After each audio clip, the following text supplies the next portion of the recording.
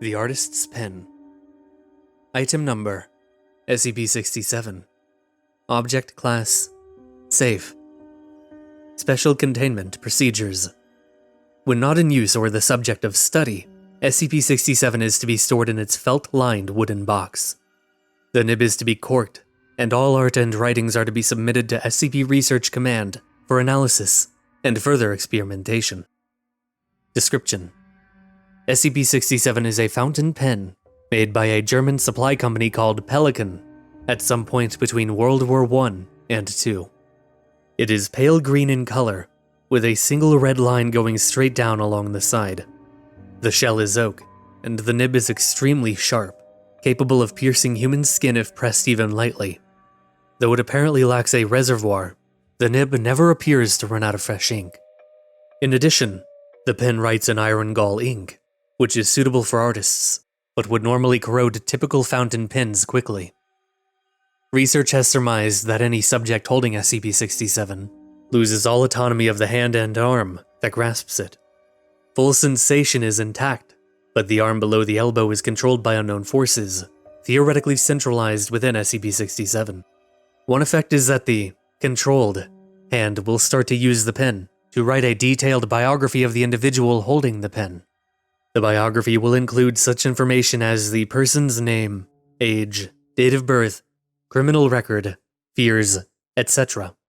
Other times, the pen has been known to write such things as an occurrence that happened in the person's lifetime. For example, when test subject 1204M held SCP-067, he began to write a detailed record of a motor vehicle accident he had been in the year before.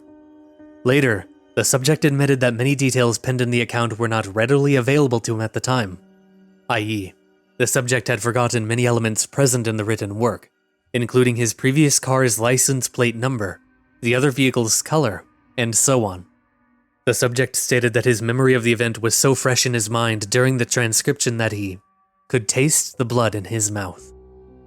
Subjects holding SCP-067 have also been known to create intricate works of art, despite the subject lacking any formal art training or previous tendencies toward drawing. For example, test subject 1102F, a young woman with no previous artistic experience, was able to draw a winged creature resembling SCP blank, described by researchers present as data expunged. When subjects are asked to explain what happens when they hold SCP-067, the typical response is that the subject freely relinquishes control of their appendage to SCP-067 so that it may complete its work unimpeded. See quoted response 1. Despite being instructed to not draw or write, subjects describe feelings of empathy, admiration, and cooperation with SCP-067 that coerces them toward a will not of their own. Quoted response 1. I don't really know how to explain it, it just kind of happened. When I picked up the pen, it seemed as if my hand wasn't my own anymore. I knew I could move it if I wanted to, but I chose not to because I loved the picture I was drawing. It was like my hand had life.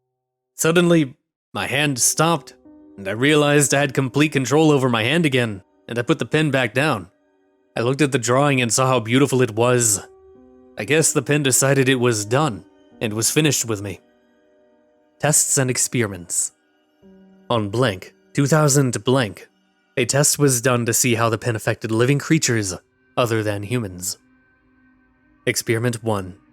The test subject, a male rhesus macaque, aged 2 years 4 months, who had previously learned how to use pens and markers, was placed in a standard psychological surveillance room. Neutral wall coloration, one-way observation mirrors, with SCP-067, a work table, and a pad of paper. Subject picked up SCP-067 in his left foot, then took it in his right hand, then tasted it. Subject then put the pen down on the paper and smelled it. After 30 seconds, subject picked up SCP-067 again and began tapping it repeatedly on the table. Subject also began tapping SCP-067 on his own body. Subject tapped SCP-067 with increasing force until ink was being splattered on his fur. Subject then threw SCP-067 onto the floor. Subsequent mechanical analysis revealed no damage. At this point, subject tore a page from the pad of paper and began rubbing it on the ink on his fur. This continued for 3 minutes, after which, Subject clutched the page in his teeth and leaped from the work table onto the ledge of the observation mirror, with such force that the table was knocked over. Subject began smearing the ink from the paper onto the observation mirror, while making repeated vocalizations. Subsequent analysis revealed that 50% of vocalizations were consistent with the typical distress vocalizations of the rhesus macaque, and 50% were unfamiliar.